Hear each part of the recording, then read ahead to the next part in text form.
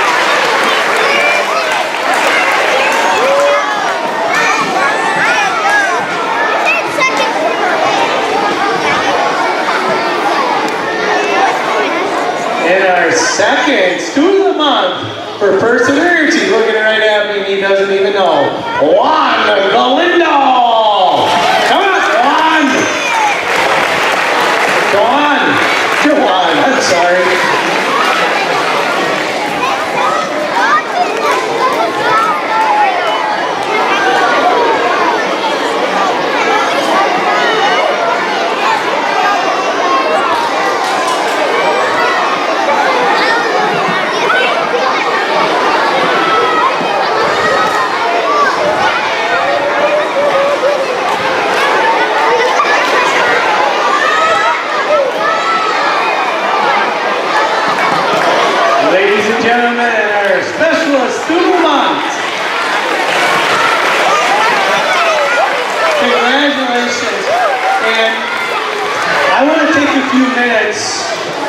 And first of all, I know when we have this celebration, sometimes it seems like, wow, we only recognize 25, 30 some kids, and what about the other 570? But I think it's important that everybody understand that's in attendance that I would like to congratulate the entire student body and staff for the effort, not only this month, but also throughout the entire year. If you look at our board up here, starting all the way back when we started with cooperation, and then we started with acceptance, responsibility, self-control, and empathy, I think it's important that we recognize everybody that's sitting on that floor and the parents sitting in the bleachers that actually help these individuals sitting on the floor for the amazing effort that you had with our cares and with working on kindness, right, Everett? So I think you need to give yourself a huge round of applause and congratulate yourself for what you've done. I also would like to take this time, you know, in a lot of our education world right now, the appreciation for teachers seems to be diminishing. But we have a lot of teachers in this staff that still come to work every day and not so worried about what they get paid, but about the difference that they make. And our PBIS committee is not compensated, totally volunteer, has done a lot of work this year to set this program up, set all the programs up. We've had reward days, we had the bounty house. So I would like all the members from the PBIS committee to please stand up or come out front for recognition and a round of applause. So if you are in the PBIS committee, please stand up. Thank you for your amazing effort this year and all the extra work you've done for our kids. Thank you, thank you, thank you. At the same time, I do know that we have some parents that are involved in our Parent Panther group. We have a lot of teachers that have helped out with our Panther Parent Group activities. And our Parent Panther group is a tremendous partner for this program, as the t-shirts that we give out are donated by the Panther Parent Group. They spent a little over $1,000 to get us 3 big old bouncy things that we were able to put in the gym on our reward day. They bought pizza this past Friday for our 4th grade picnic. So they've done an amazing, amazing job in helping us celebrate the great things our kids do. So a big round of applause for our Panther Parent Group also. So with that said, I would like to say one big final thank you to all the students, all the staff, all the parents for the amazing effort that we do every day to make sure we have no bullies and we can be kind to one another every day. So thank you very much.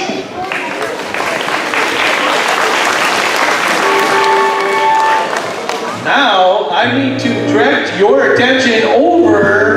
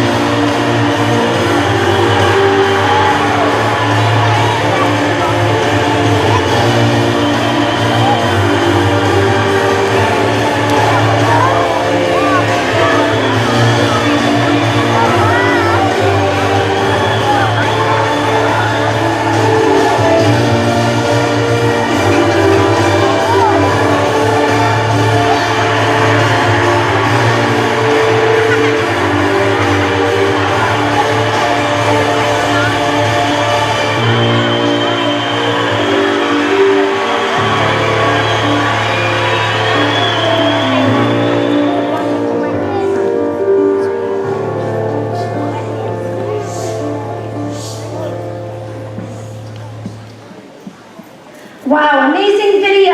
SEC, we have a very special guest with us today. In 1995 and 1998, she was selected the U.S. Women's Hockey Player of the Year. This is a huge resume, so I have to see it. I'm good. She is a two-time Olympian in women's hockey, winning the gold medal in Nagano, Japan in 1998, and the silver medal in Salt Lake City in the 2002 Olympics. She was featured on a Wheaties box. Holy cow! She's been at our school in 1998. I get chills when I see this picture of this amazing champion. She has been inducted into several Hall of Fames, into River Falls High School, the University of New Hampshire. She's the 5th woman to be inducted in the International Ice Hockey Federation Hall of Fame class of 2011, and most recently inducted in the United States Hockey Hall of Fame class of 2014. That is quite the resume. It is my honor and privilege to introduce Olympian Karen Bai Dietz.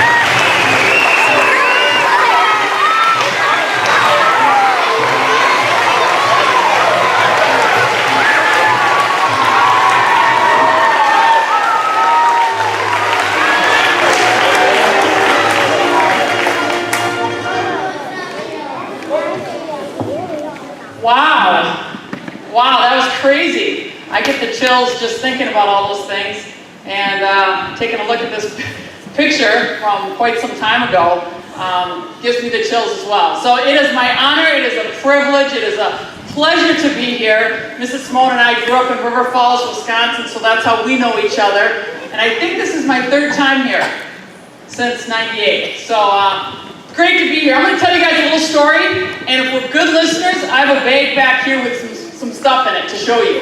Some really cool stuff that I keep close to me. But I got to have some good listeners.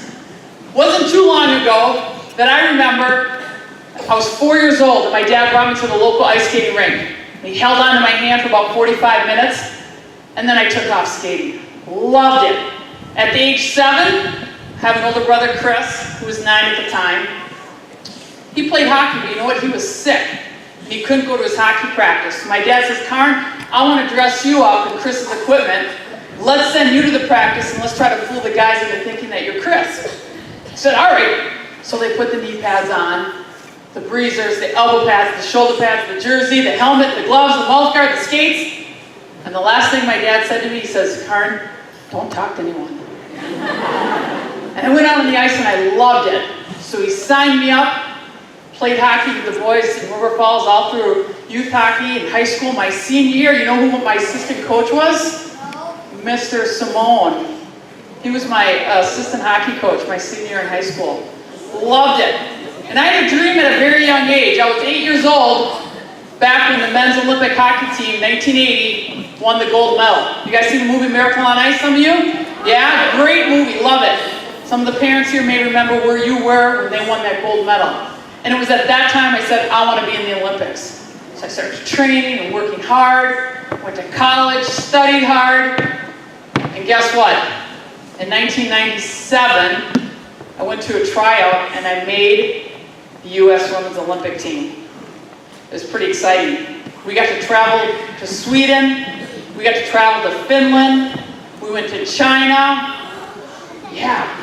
And the Olympics were held in Japan. Now, when you go to the Olympics, you get there and you go through, it's called processing. They give you a huge shopping cart. Okay, now this will happen at the Olympics coming up here in 2016. It happened at the last Olympics. It happens at all the Olympics. They give you all of your Olympic clothing items. You get sweatpants and jacket, and socks and boots and hats and gloves and mittens and cameras. And now they give cell phones out. All of this stuff for free. It's like Christmas. Your shopping cart is piled up to here. It's super cool. From there you go into the Olympic Village. There's a cafeteria One of my favorite places to hang out because we all like to eat, right? Yeah! In the cafeteria, it's open 24 hours, so I could go in there. If I woke up at 3 o'clock in the morning and I'm kind of hungry, you could go get something to eat.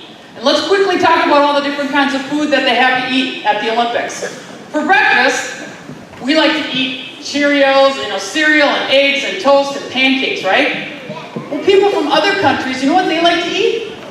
Sometimes they take a piece of bread and they put a piece of ham on it, a piece of cheese, maybe some onion, cucumber, tomato. Voila, that's what they eat for breakfast. They don't even put the cover on the sandwich. It's called an open-faced sandwich. So they had all different kinds of food at this cafeteria to make sure athletes could get the proper nutrition so that they could compete. You know what else this cafeteria had? A McDonald's. Can you believe it?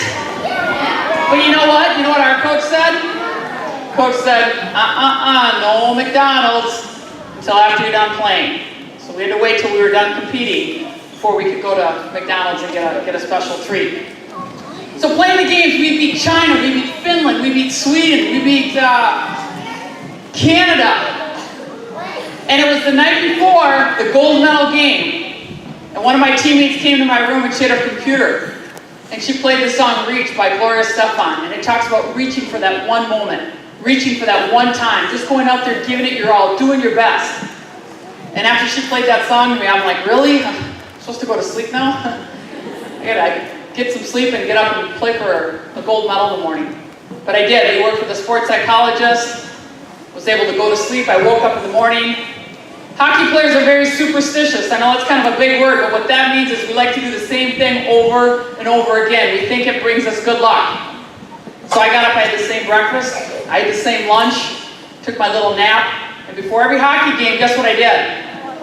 I chewed a piece of bazooka bubble gum. I don't even know if they make bazooka bubble gum anymore, but it's a piece of bubble gum. I used to chew that before every hockey game because I thought it brought me good luck, right? And the last thing I said to myself before going on the ice in front of thousands of people, I said, you know what, you can't train any harder, can't do any more sit-ups, push-ups, eat any better. The only thing you can do now is go out there and play your best and have fun. Have a smile on your face, and that's what I did. I went out there and I had fun. And guess what happened? We won! Woo!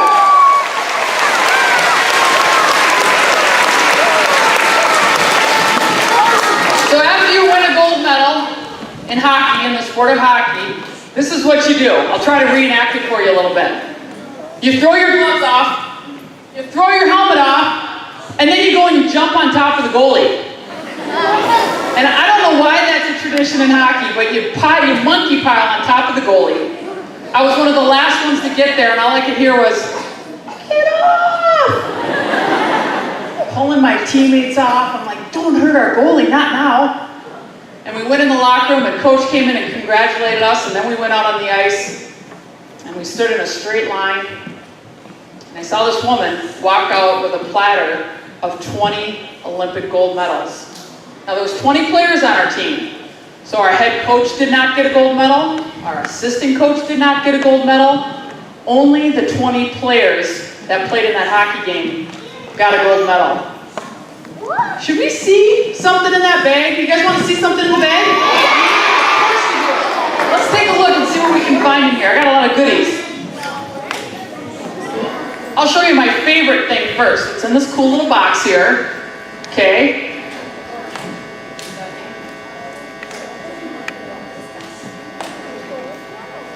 This is the Olympic gold medal that was put around my neck, February 17, 1998.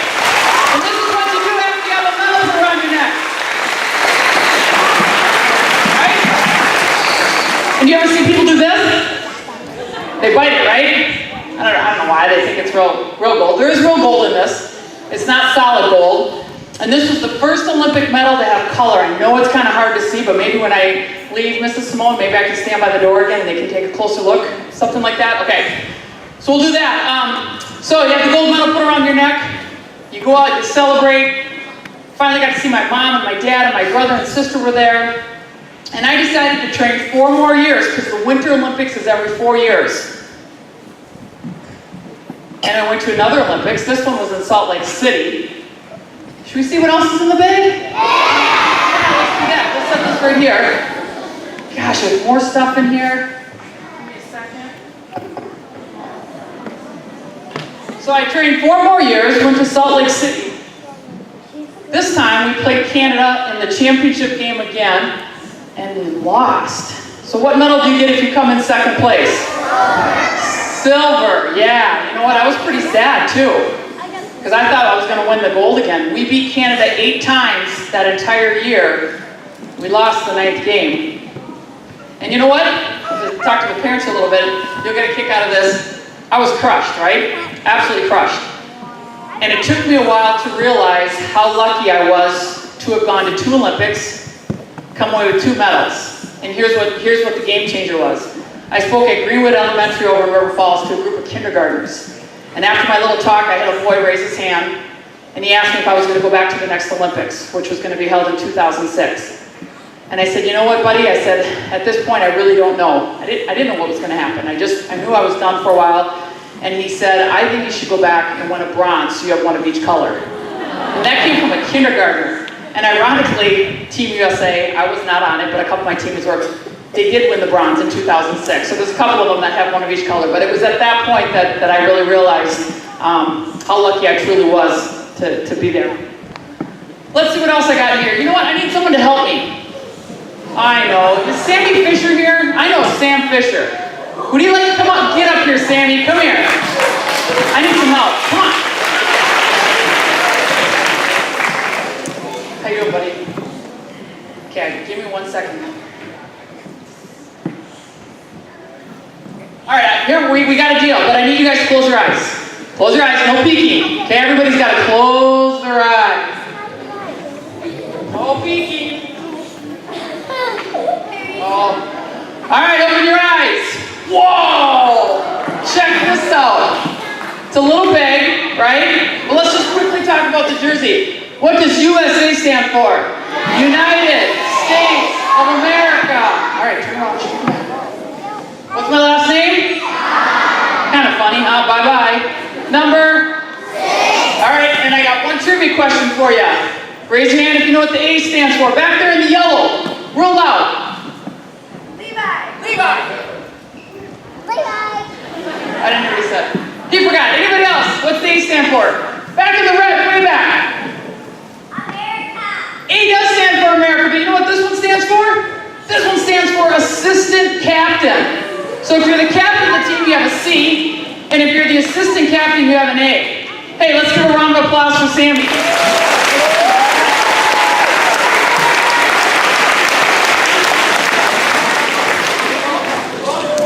And I got 1 more thing in here, and then this one's kind of embarrassing. You guys know what it means to be kind of embarrassed? Face turns a little bit red, you're kind of embarrassed, but you know what? I'm going to share it with you anyway. This is a bobblehead of me. And you know why it's kind of embarrassing? It doesn't look anything like me. But it's kind of funny. And I don't know if you can find any of these online anymore. You might be able to, like eBay, they might have them for $1. No, I don't know. They didn't make too many of them, but I'm pretty lucky I have a bobblehead. So I'm going to leave you with a couple things here before we move on. I'm going to leave you with, you got to give out there and give your best, okay? You got to get out there and give your best. You are going to make mistakes in life. It's guaranteed you're going to make mistakes. That's how you learn, right? I want you to set some goals. I'm going to challenge you guys to set some goals for yourself. It may be in your schoolwork. It may be in your sports. It may be in whatever, okay? Challenge yourself, and I want you to have that dream, all right? Have a dream. It doesn't have to be in sports. It can be in school. It can be in life. It can be whatever. And as I take this torch, and I get to pass the torch on, I'm going to challenge each and every one of you to be a better brother or sister. I'm going to challenge you to be a better son or daughter. And I'm going to challenge you to be a better student. Okay, summer's coming up. I know school's going out. You're probably going to spend more time at home. I'm going to challenge you to become a better person, because that's what life is all about. What can you do with your life, and how can you become a better person? You guys got some ideas up here in your head of how you become a better person? Yeah? And maybe I'll check back in with Mrs. Simone at some point and find out what you guys did over the summer to make yourself a better person. Does that make sense? Hey, enjoy the rest of your school year. Enjoy your summer. Be safe. Have fun. And thank you for letting me be here. I'm going to pass the torch on here to Captain Bear.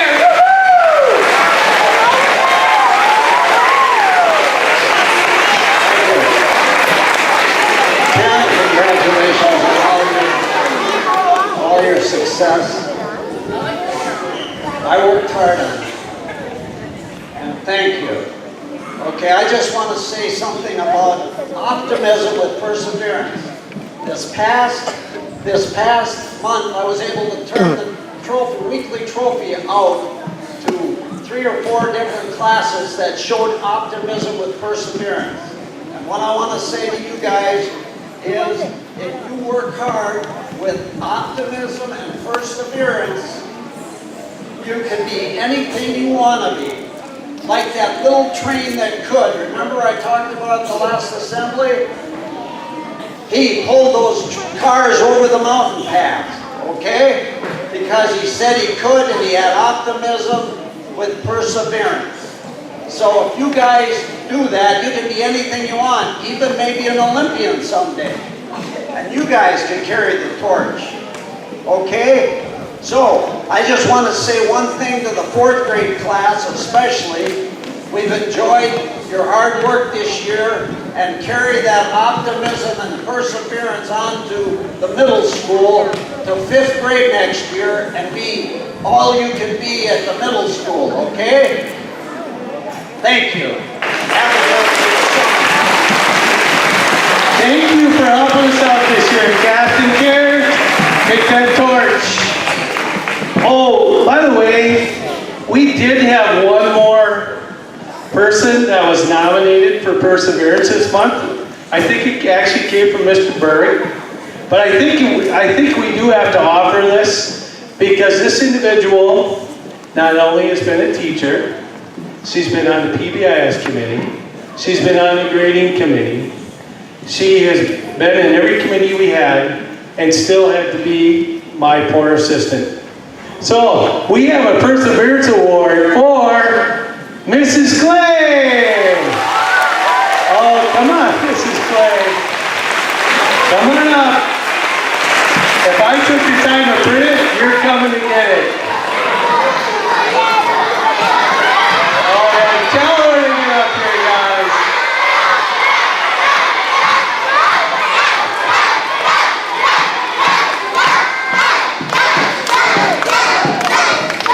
I would give a big speech, but it's time for the buses. Let's go. All right. No, hold on. Wait a minute. First of all, thank you, Karen, for coming in. Hopefully I said your name right this time. But thank you, parents, grandparents. These kids are student of the month because of you. So thank you all. Let's have